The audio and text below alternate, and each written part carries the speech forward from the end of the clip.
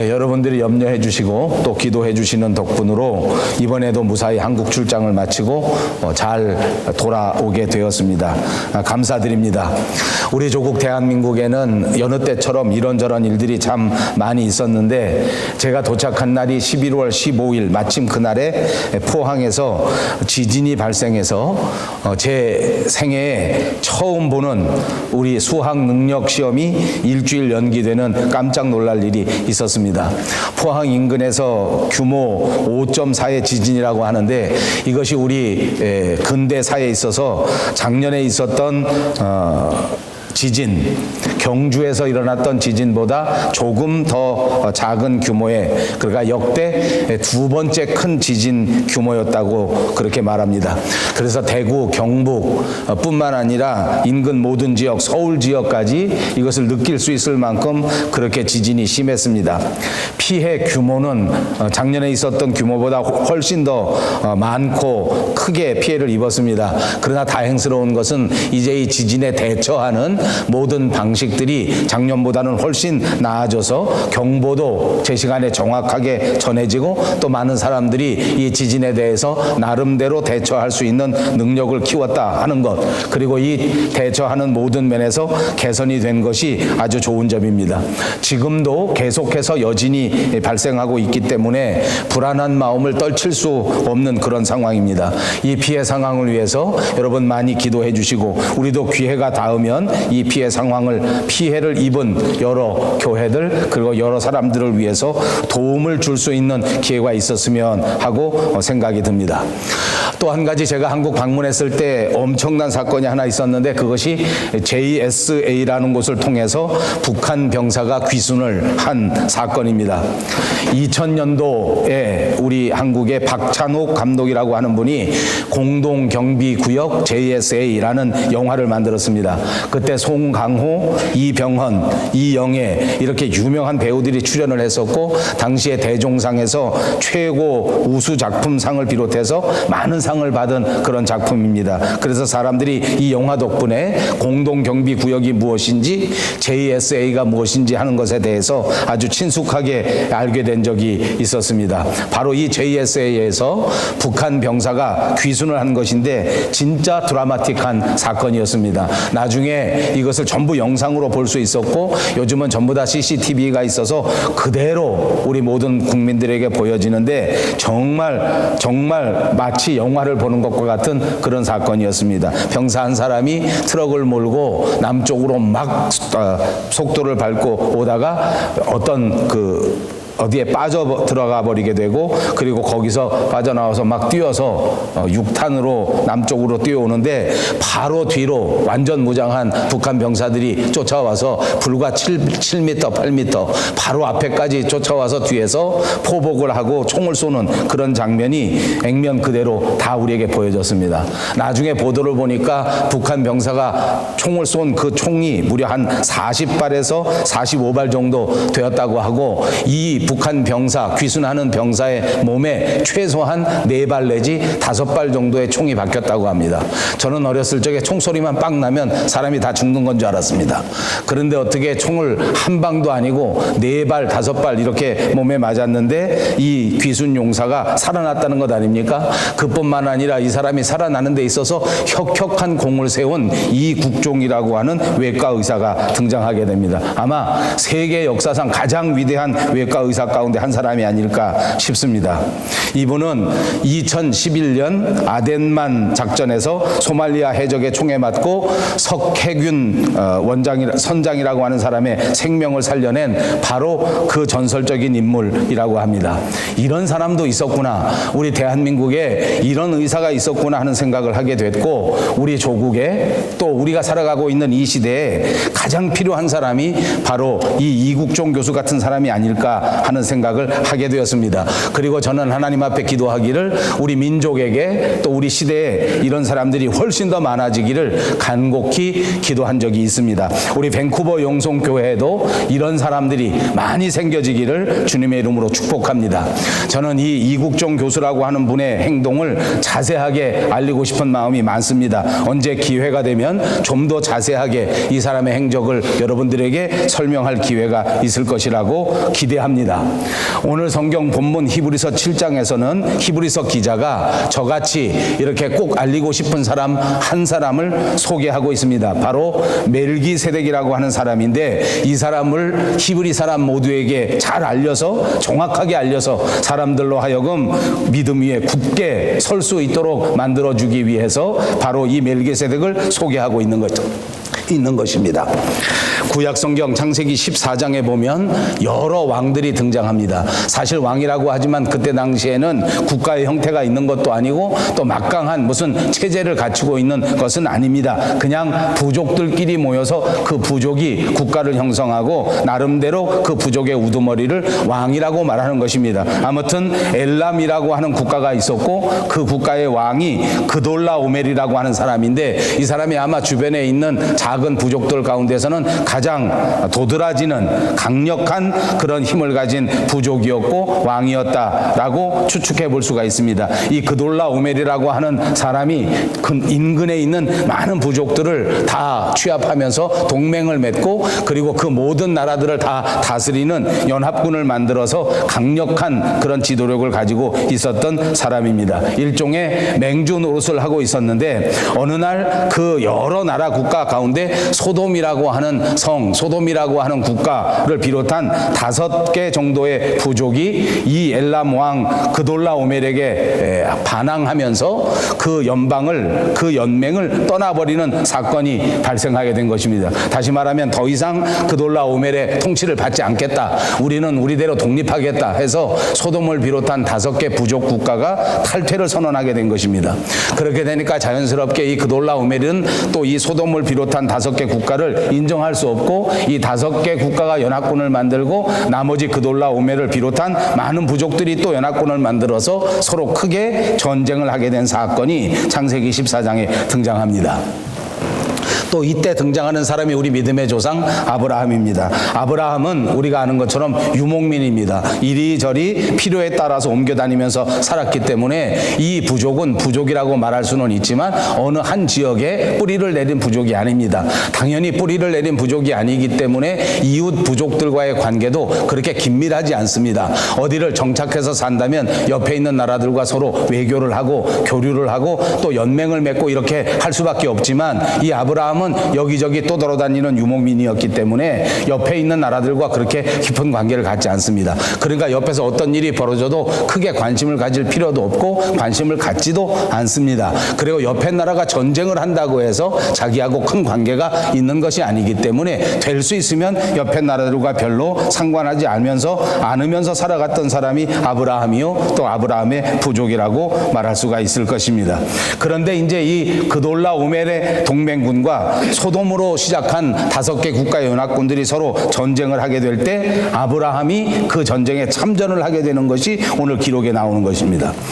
사실 가만히 살펴보면 아브라함도 나름대로 부족입니다. 하나님의 은혜를 받고 하나님의 택함을 받고 나름대로 하나님께서 주시는 축복을 받아서 재산을 축적하게 되고 많은 사람들을 병사로 두면서 또 군사력도 그런 대로 좀 갖춘 상태였다 그 말입니다. 그런데 이 아브라함이 그돌라오멜이 소돔에 그 있는 조카 롯을 붙들어가는 이런 포로로 잡아가는 사건 때문에 아마도 이 싸움에 서로 참여하게 된 것이 아닌가라고 예측을 해볼 수 있습니다. 그러니까 자기 부족과 직접적인 관계가 있는 것은 아니지만 사적인 관계 때문에 이 전쟁에 휘말려 가게 되고 사적인 관계 때문에 이 전쟁에 참여하게 되었다, 이렇게 해석할 수 있습니다. 자, 아무튼 자기 조카 롯이 소돔 연합군의 전쟁을 통해서 싸우다가 이 그돌라오멜에게 잡혀가게 되고 포로로 잡혀 있는 것입니다. 아브라함이 군사를 일으켜서 이 그돌라오멜에게 쳐들어가게 되고 밤에 급습을 해서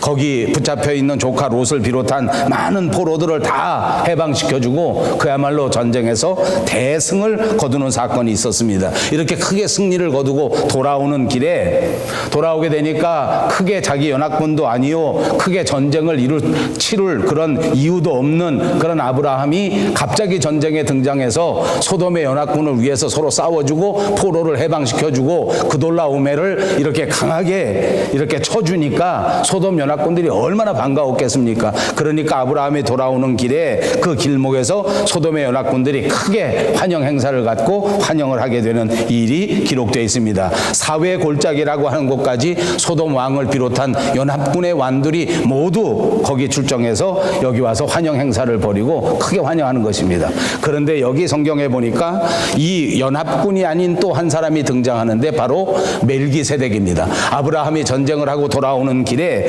멜기세덱이 와서 영접하는 것입니다. 멜기세덱이 왜 영접을 나왔는지 그 이유에 대해서는 성경이 말씀하고 있지 않습니다. 오늘 성경의 기록에 보니까 이 멜기세덱이라고 하는 사람은 살렘 왕입니다. 그는 전쟁에 참전하지도 않았습니다. 그런데 소돔 왕과 함께 오늘 전쟁에서 승리하고 돌아오는 아브라함을 영접하러 나왔다는 것입니다. 물론 멜기세덱도 조그만한 부족의 왕입니다. 부족의 우두머리 중에 하나입니다. 그런데 이 멜기세덱은 지극히 높으신 하나님의 제사장이었다 하는 것이 성경이 우리에게 가르쳐주는 사실입니다. 그가 살렘의 왕이었다. 이것도 우리가 집중해서 주의를 기울일 사실입니다. 살렘의 왕, 살렘이라고 하는 뜻은 살롬이라는 뜻이고 그 말은 우리말 평강이라는 뜻입니다. 다시 말하면 이 사람은 평화의 왕이요 평강의 왕이다. 또 살렘이라는 나라 이 부족이 어디 있던 것인가 하는 것에 따라서도 학자는 학자대로 여러 가지를 이야기합니다만 대체적으로 이 살렘이라는 것도 예루살렘 지역이 아니겠는가 하는 의견이 대세를 이루고 있습니다. 이 멜기세덱이라는 이름 자체가 의의 왕이라, 다시 말하면 의의 왕이요 평강의 왕이다. 그냥 왔다 갔다 지나가다가 만날 수 있는 그런 인물이 아니라 하나님과 깊은 관계를 맺고 있는 하나님의 나라 살렘, 의의 왕, 평강의 왕, 하나님의 역사를 이루는 제사장 가운데 중요한 인물이 바로 멜기세덱이었다 하는 것을 우리에게 가르쳐주는 것입니다. 그냥 왔다 갔다 하는 사람이 아니라 하나님 나라의 가장 중요한 인물 가운데 한 사람 멜기세덱을 히브리 사람들에게 소개하면서 이 사람의 행적을 바라보고 이 사람의 삶을 바라보면서 우리 히브리 사람들에게 다시 한번 믿음이 새로워지고 다시 한번 하나님을 향한 뜨거운 열심이 생겨지기를 바라서 이 저자가 이렇게 장황하게 설명하고 있다 그 말입니다.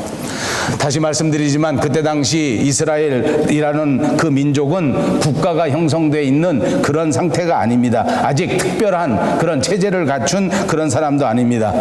그런데 이 시대에 하나님께서 특별히 자기 백성이라고 인친 그런 국가도 생겨지지 않은 그때에 바로 하나님의 제사장이요 하나님의 특별한 왕의 이런 이름을 가진 멜기세덱이라는 사람이 있었다.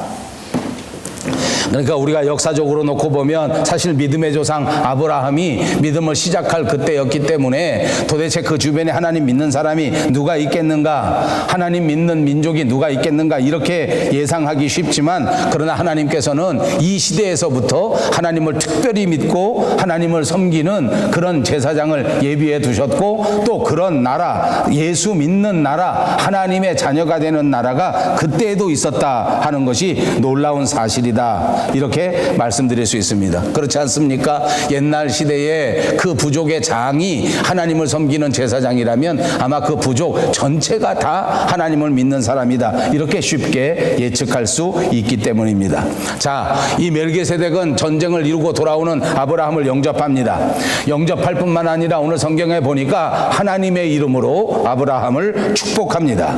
자, 이렇게 되면 아브라함과 멜기세덱의 관계가 어떻게 되는 것일까 하고 생각해 볼 수 있습니다. 다양하게 여러 가지 상관관계를 생각할 수 있지만 아주 쉽게 생각하면 아브라함과 멜기세덱은 믿음 안에서 형제가 되는 관계가 됐다라고 해석할 수 있습니다. 자, 전쟁 중요한 일을 마치고 돌아오는 아브라함에게 멜기세덱이 영접을 나가고 멜기세덱이 그 돌아오는 아브라함에게 손을 얹고 축복하면서 하나님의 이름으로 기도해 주었다. 이렇게 생각하면 성도의 관계, 교인의 관계, 믿음의 관계 우리가 다 예측해 볼 수 있는 것입니다. 그렇습니다. 이제 이들은 믿음의 형제가 됐고 하나님 안에서 같은 형제 자매가 되는 역사가 일어나게 된 것입니다. 자, 그때 당시에 소돔과 고모라, 우리가 아는 것처럼 정말 죄악이 관영된 도시, 그런 부족들 아닙니까? 그리고 그런 사람들, 왕들 사이에서 이런 사람 저런 사람들이 모여서 연합군을 만들고 있었는데, 그런 여러 부족의 장들 가운데 오늘 아브라함이라고 하는 부족장, 그리고 멜기세덱이라고 하는 부족장이 등장하게 되는데, 이 두 사람은 정말 하나님께서 고르시고 뽑으신 하나님의 사람들이었다. 특별히 하나님의 아들을 삼고 싶으셔서 특별히 하나님의 백성을 삼으시기 위하여 선택한 사람들이 바로 아브라함이요 멜기세덱이었다라고 해석하면 되겠습니다. 자, 이렇게 많은 사람들 가운데 고르시고 뽑으셔서 그렇게 선택한 아브라함과 멜기세덱이 서로 만난 것입니다. 얼마나 반가웠겠습니까? 얼마나 동지애가, 얼마나 깊은 형제애가 있었겠는가 하는 것을 예측해 볼 수 있습니다. 저는 이번에도 한국에 방문해서 여러 가지 정말 어려운 환경 속에서, 힘든 환경 속에서 이렇게 목회하는 동료 친구들을 만났습니다. 물론 우리 목회하는 현장 속에서 한 번도 목회 현장이 녹록하고 쉬운 적은 없었습니다. 그러나 살펴보니까 요즘은 정말 한국에서 목회하기가 힘든 때입니다. 지진도 그렇고 북한군의 위협도 그렇고 뿐만 아니라 교회 안에서 벌어지는 이런저런 스캔들 때문에 목회하기가 정말 어렵습니다. 교인들 스스로가 교회 다니는 데에 창피를 느낄 만큼 이런저런 부끄러운 사건들이 매일매일 터집니다. 이런 상황 속에서 과연 어떻게 목회를 하고 있을까? 제 동료들을 만나보니 정말 쉽지 않습니다. 정말 힘듭니다.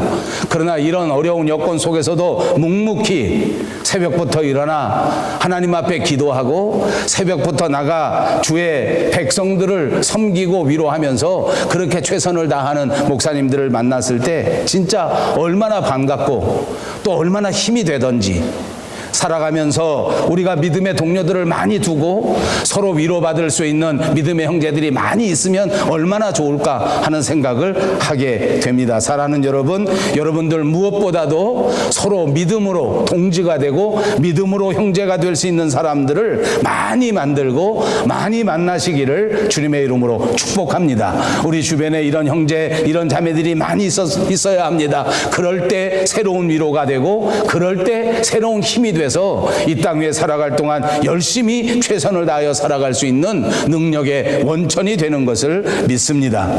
자, 이 멜기세덱은 아브라함을 만나면서 하나님의 능력을 다시 한번 체험하게 됩니다. 하나님의 말씀으로 아브라함을 축복하는 멜기세덱은 그 축복의 말씀을 통해서 자기 자신도 힘을 얻었을 것입니다. 아브라함은 이제 멜기세덱에게 안수를 받고 기도를 받으면서 그 전쟁을 통하여 있었던 모든 피로가 한순간에 날아가는 체험을 했을 것입니다. 이제 그들은 믿음 안에서 하나님의 역사를 서로 대화하고 서로 이야기하면서 다시 한번 모든 능력을 다하여 자기 사명을 감당해야 되겠다 하는 새로운 사명감이 생겨졌으리라고 믿습니다.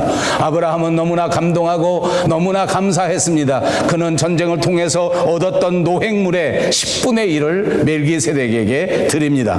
이것이 바로 11조를 멜기세덱에게 드리는 사건입니다. 아마 성경에서 최초로 11조에 대한 이야기가 언급되는 대목이라고 생각합니다. 그 다음에 또 다음 11조가 성경에 나오는 것은 바로 야곱의 때였습니다. 야곱이 에서를 피해서 도망갈 때 하란으로 도망갔을 때에 그 중간 베델에서 꿈을 꾸게 됩니다. 꿈에 나타나신 하나님의 역사를 바라보면서 그가 만약 이 피난길에서 무사히 피난을 가고 무사히 돌아오게 된다고 하면 내가 얻은 모든 것의 10분의 1을 하나님 앞에 드리겠다라고 서원한 적이 있었습니다. 그것이 11조의 모태가 되었고 그 이후로부터 10의 1조는 이스라엘 사람들이 모세의 율법에서 하나님을 섬길 때 가장 중요하게 생각하는 규례가 되었던 것입니다.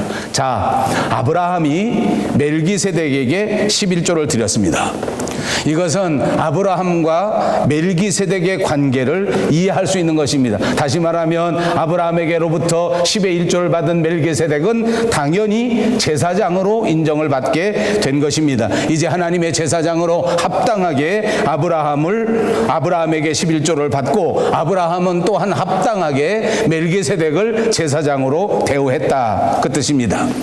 11조를 드리고 11조를 받은 사건을 생각할 때에 우리는 두 사람의 지위를 예측해 볼 수 있습니다. 아랫사람이 윗사람에게 드리는 것입니다. 그러므로 멜기세덱은 아브라함보다 완전히 확실히 높은 사람인 것이 분명하지 않습니까? 그런데 정말 이상한 것이 있습니다. 이렇게 아브라함보다도 훨씬 더 유력하고 이렇게 아브라함보다도 훨씬 더 높은 멜기세덱에 대하여 성경에서는 별다른 이야기가 없습니다. 이 멜기세덱에 대하여 자세히 설명하고 있지 않다고 말입니다. 이렇게 높은 사람이요, 이렇게 유력한 사람이요, 이렇게 축복받은 제사장인데도 불구하고 그 인물에 대해서도 자세히 나와 있지 않고 그 살렘 나라에 대해서도 자세하게 나와 있지가 않습니다. 도대체 이 사람이 누구의 후손이고 도대체 이 사람이 어떻게 제사장이 되었는지, 또 이 사람이 어떻게 왕이 되었는지, 또 이 사람이 언제 죽었는지 도무지 알 길이 없습니다. 여러분, 히브리 사람들의 세계에 있어서는 가장 중요한 것이 있습니다. 그 사람이 누구인가 하는 아이덴티티를 결정할 때 누구의 아들이다 하는 것이 정말 중요합니다.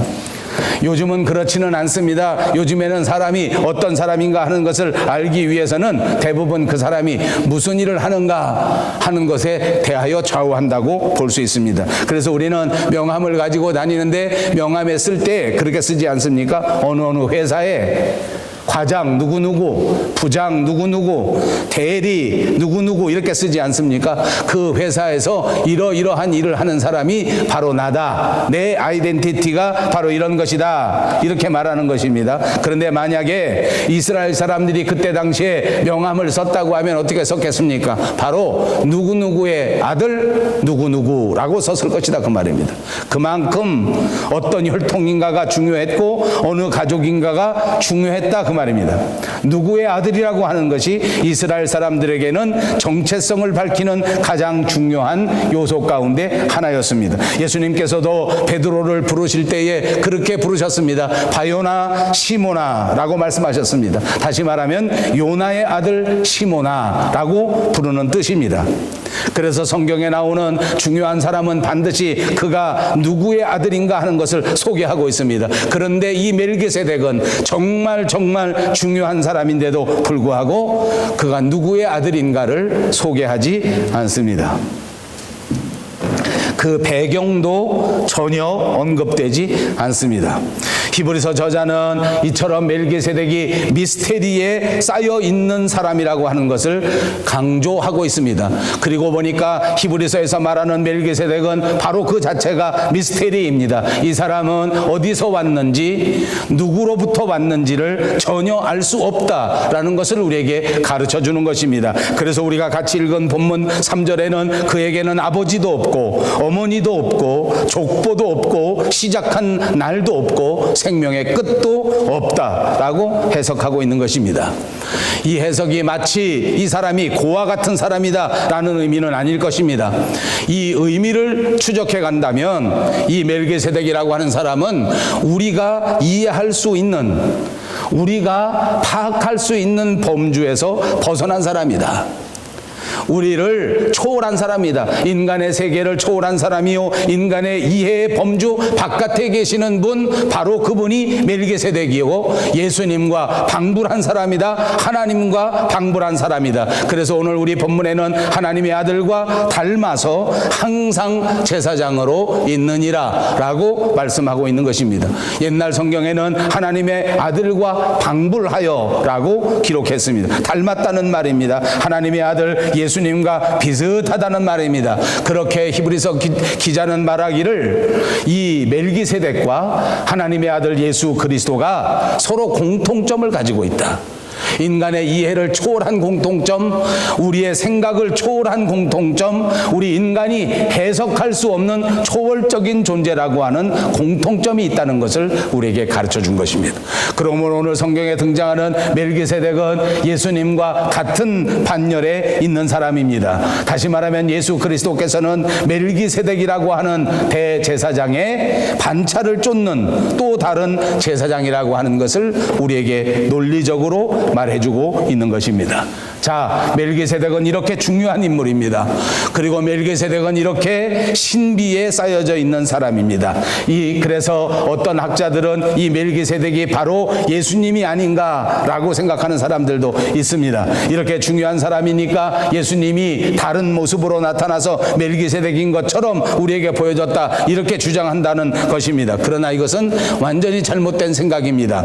멜기세덱은 분명히 실존했던 인물입니다. 우리가 파악할 수는 없지만, 우리가 정확하게 이 사람을 이해할 수는 없지만, 그럼에도 불구하고 멜기세덱은 실존했던 왕이요, 실존했던 나라 샬렘성의 왕이었다고 믿습니다. 우리가 살다 보면 이렇게 잘못된 추측도 많이 하게 됩니다. 이것을 가리켜 불필요한 사색이라고 말하는데, 사색, 우리 인간의 삶에서 생각을 하는 것은 얼마나 중요한 것인지 모릅니다. 그러나 살다 보니까 정말 쓸데없는 생각, 쓸데없는 사색이 얼마나 많은지 모릅니다. 중세 스콜라 철학자들은 이렇게 말합니다. 그들이 머리로 어떻게 하든지 사색을 통해서, 생각을 통해서 하나님을 증명하고 사색을 통해서 하나님의 말씀을 해석하려고 하는 그런 시도를 했습니다. 신학자들은 이것을 가리켜 공허한 사색이라고 말하는데, 한마디로 말하면 쓸데없는 사색이다, 그 말입니다. 그들은 생각하기를 천사가 있다면 바늘 끝에 천사가 몇 명이 들어갈 수 있을까 하는 것을 매일같이 생각합니다. 우리에게 영혼이 있다는데 사람의 몸은 70kg인데 영혼은 몇 킬로일까? 이것을 매일같이 생각합니다. 예수님은 우리 사람과 다른 사람이라는데, 그러면 예수님은 외계인인가? 하나님은 모든 곳에 다 계시고 무소부지하시다는데, 그렇다면 과연 내 발밑에도 하나님이 계시는 것인가? 이런 류의 사색입니다. 이런 류의 생각입니다. 물론 이런 것들은 우리의 호기심을 자극하기에는 분명합니다. 그러나 성경에서는 결코 찾아볼 수 없는 것들입니다. 그리고 이런 것들은 우리가 예수 믿고 구원받는데 아무런 영향도 미치지 못한다는 사실을 꼭 아시기를 바랍니다. 쓸데없는 생각이요, 쓸데없는 논쟁이요, 불필요한 사색이라 그런 말입니다. 이런 불필요한 사색을 계속하다 보면 우리는 잘못된 길에 빠지게 되고, 이런 불필요한 사색을 계속 발전시키다 보면 그것이 바로 이단이 되고 사이비가 되는 것입니다. 그래서 우리 정통주의, 개혁주의 신학에서는 아주 분명한 명제가 하나 있습니다. 그것이 무엇인고 하니, 성경이 가는 데까지 가고 성경이 멈추는 데서 멈춘다. 여러분 입으로 한번 해보십시다. 성경이 가는 데까지 가고 성경이 멈추는 데서 멈춘다. 이것이 우리 개혁주의가 표방하는 생각입니다. 우리는 성경 속에 모르는 것들이 정말 많습니다. 물론 그 모르는 것들 중에는 우리가 배우고 또 연구하고 또 깊이 생각해서 알아내야 할 것들이 많이 있습니다. 그러나 그럼에도 불구하고 모르면 모르는 대로 그냥 두어야 할 것들도 많이 있습니다. 공연히 성경에서 말하지 않는 것을 연구하고 사색해서 그것을 찾아냈다고 유식한 채 떠들어대는 것은 이것 또한 이단으로 가는 지름길이 아닌가 생각합니다. 여러분, 오늘 우리 멜기세덱에 대해서는 아는 것이 거의 없습니다. 왜 그렇습니까? 성경이 말씀하지 않기 때문입니다. 멜기세덱의 아버지가 누구인지, 멜기세덱의 배경이 어떠한지 성경 자체가 침묵하고 있단 말입니다. 그런데 이렇게 침묵하게 된 것이 오늘 히브리서에 와서는 그리스도의 대제사장직을 설명하는 예표가 되고 있는 것입니다. 만일 창세기에서 멜기세덱에 대하여 소상하게 있는 그대로 다른 사람처럼 그렇게 기록했더라면 아마도 이 히브리서 기자가 멜기세덱의 신비가 우리 예수님의 신비와 일맥상통하다라고 연결하기가 어려웠을 것입니다. 그렇게 보니까 멜기세덱에 대해서 오히려 성경이 자세하게 설명하지 않은 것은 나중에 이 멜기세덱을 통하여 우리의 영원한 대제사장이 되실 예수님을 설명하시기 위한 섭리였구나라는 결론에 도달하게 되는 것입니다. 우리가 신앙생활 하다 보면 이런 일들이 정말 많습니다. 지금 당장은 하나님께서 하시는 일을 내가 이해하지 못합니다. 지금 당장은 하나님께서 하시는 역사가 궁금하기 짝이 없습니다. 왜냐하면 내 머리로 이해할 수도 없고 내 머리로 받아들일 수도 없기 때문입니다. 그러나 세월이 흐르고 난 다음에 나중에 보니까 아하, 하나님께서 이렇게 하시려고 그렇게 하셨구나, 이렇게 깨닫게 된단 말입니다. 여러분 혹시 신앙생활 하면서 제 말씀처럼 그런 경험이 있으십니까? 이렇게 하시려고 그렇게 하셨구나. 살면 살수록 저는 이런 고백을 많이 하게 되는구나. 아, 하나님께서 정말 이렇게 하시려고 그때 그렇게 하셨구나. 아, 정말 하나님이 이렇게 역사하시려고 그때 그렇게 내게 역사하셨구나.